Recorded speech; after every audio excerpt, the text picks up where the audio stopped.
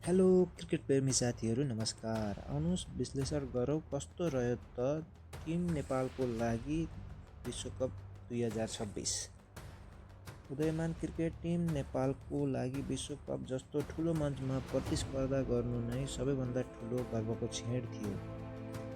यसपटक पनि नेपालले केही खेलमा सन्तोषजनक नतिजा ल्याउन सफल भए तापनि कुनै ठुलो छाप भने छोड्न सफल भएन।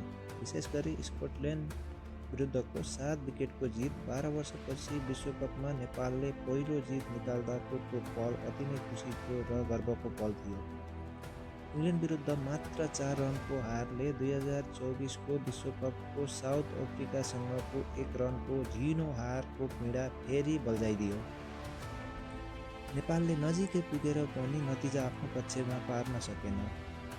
यदि नेपालले हताश नभई आत्मविश्वासको साथ खेल्थ्यो भने इङ्ल्यान्डसँग पनि लगभग खेल जितिसकेको थियो।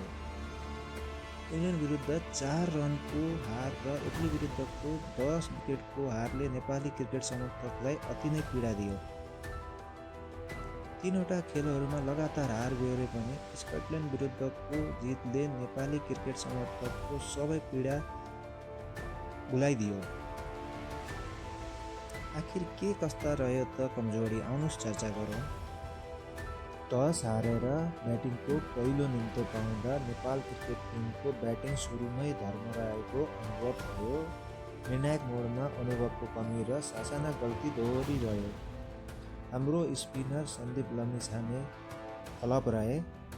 क्याप्टेनबाट डिसिजन मेकिङमा धेरै कमजोरी भयो।